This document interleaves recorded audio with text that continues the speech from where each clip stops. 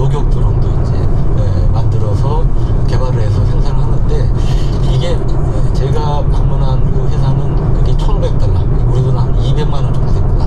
그러니까 세계적으로 굉장히 싼 가격이에요. 이 시속 300km로 날아오는 적 드론에 충돌을 해서 이제 무력화하는 그런 형태인데 실제로 러시아군 드론을 향해서도 사용이 되고 있었고 미국 입장에서는 굉장히 탐을 낼 수밖에 없는 이제 그런 무기고 아마 중동전에서도 그런 점에서 많이 러브풀이 있을 것 같습니다. 예, 기뢰와 유격용 드론에 대해서 좀 알아봤습니다. 그런가 하면 북한이 입장을 냈습니다. 북한이 이란의 새 최고 지도자 모스타바 선출과 관련해 이란 국민의 선택을 존중한다는 입장을 밝혔습니다.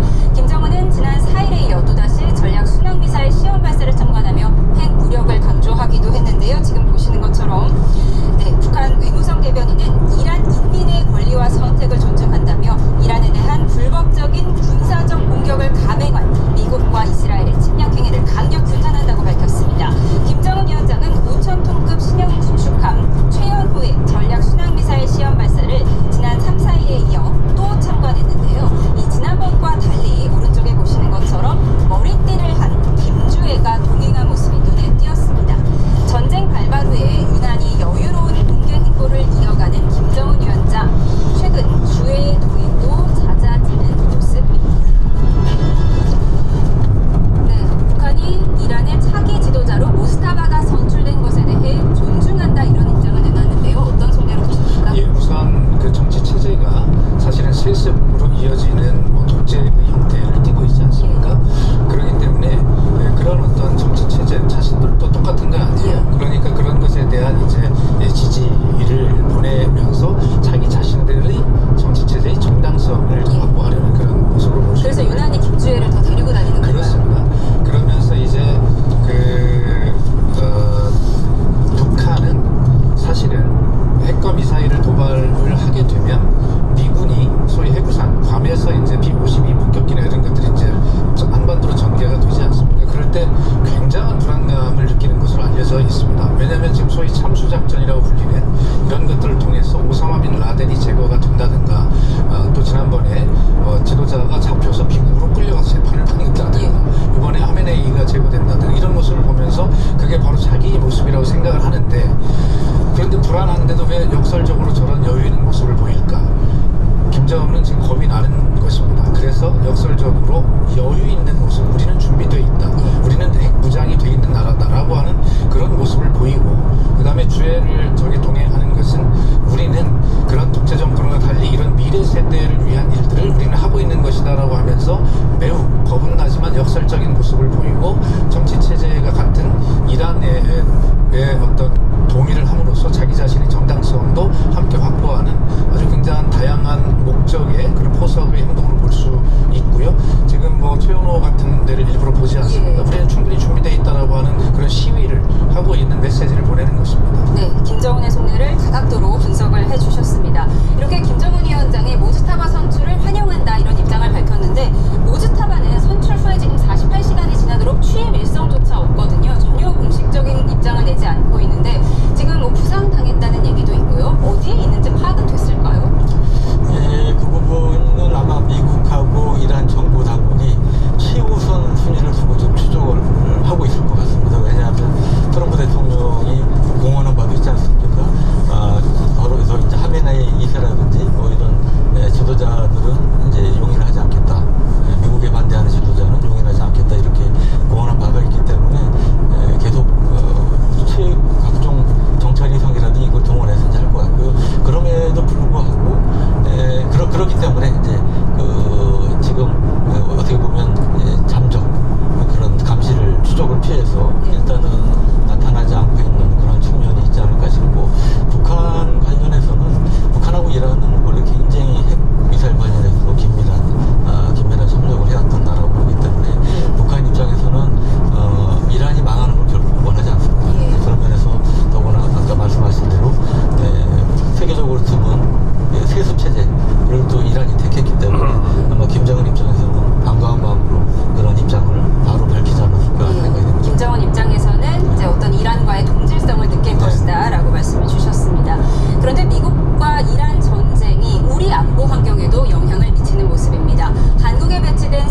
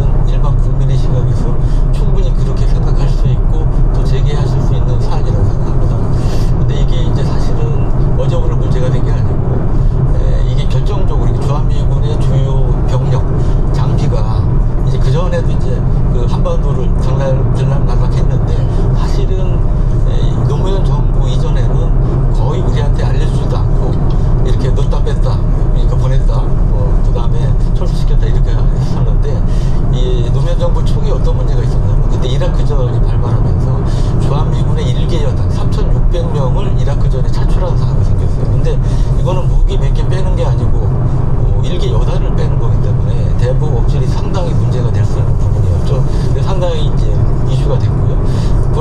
거기에 플러스해서 일부 무기도 또 이제 반출한 그런 상황이 됐습니다.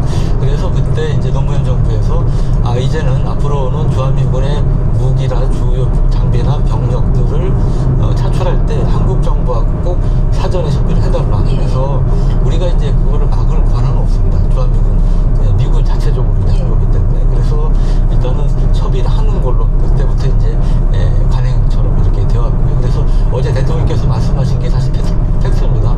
우리가 반대하지만 어쩔 수 없는 것 또한 현실이다. 이게 저는 대통령께서 아주 객관적인 팩트를 말씀해 주셨다고 저는 생각을 하고요. 그래서 앞으로도 이런 문제에 대해서 우리가 문제 제기는 할 수 있죠. 이거 빠지면 대북 억지를 어떡할 거냐. 그건 충분히 우리는 할 수 있는 거고요. 다음에 이제 거기에 대해서 미국이 얼마만큼 성의 있게 답변해주고 또 그동안에 이제 미국이 그런 걸 빼낼 때 대체 전력이라는 걸 배치했습니다.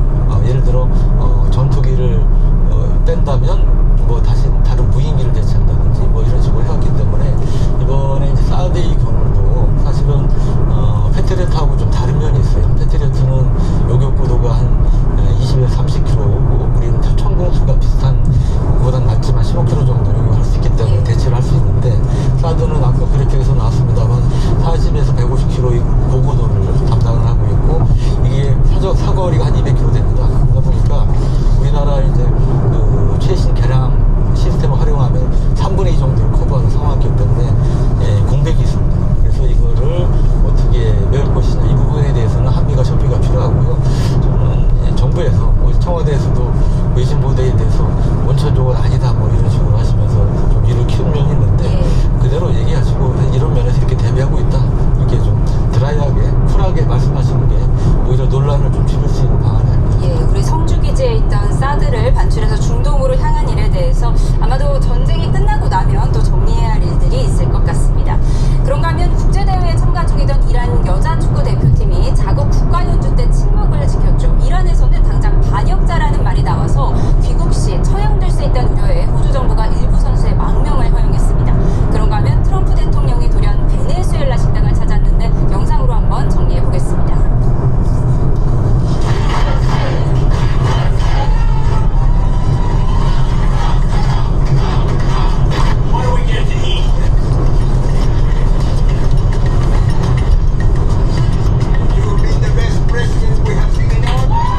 그런가 하면 이란은 여자 아시안컵 경기 중 국가 연주에 침묵했던 이란 여자 축구대표팀 선수들이 호주로 망명한 것과 관련해 호주가 사실상 선수들을 납치했다고 주장했습니다.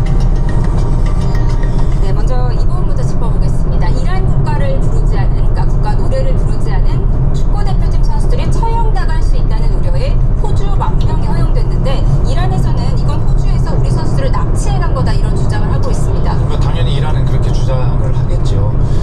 이란 국민들이 하메네이 아주 철권 통치 아래서 한 40여 년간 고통을 받았고 사실 얼마 전에는 수천 명이 사망할 정도의 그런 어떤 그 사태가 이란 국내에서 일어난 지가 얼마 안 됐잖아요. 전반적으로 하메네이 통치에 대한 이란 국민들의 반감이 굉장히 커져 있는 그런 상황 속에서 아마 저런 식으로 이란 국민들의 감정이 이제 표출이 되는 것은 너무나 당연한 일이 아닌가 이런 생각을 해봅니다.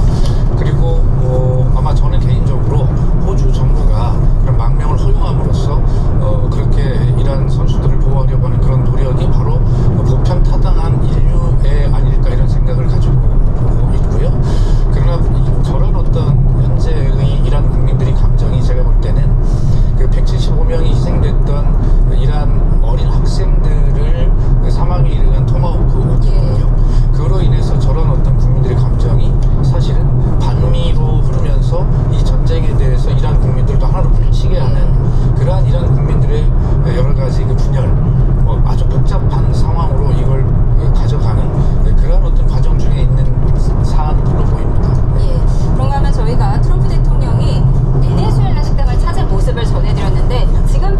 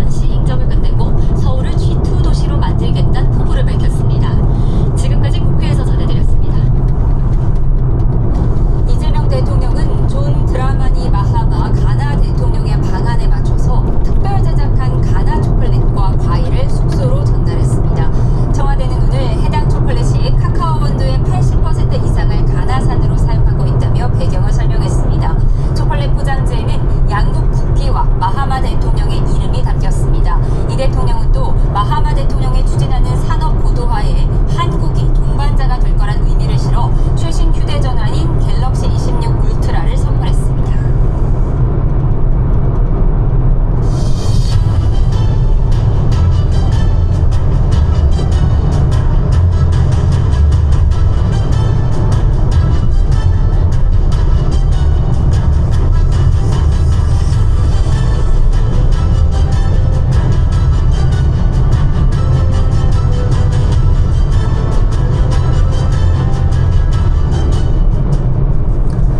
이란 전쟁이 12일째에 접어든 가운데 미국과 이스라엘은 이란 수도 테헤란을 비롯한 이란 전역에 공습을 가했습니다.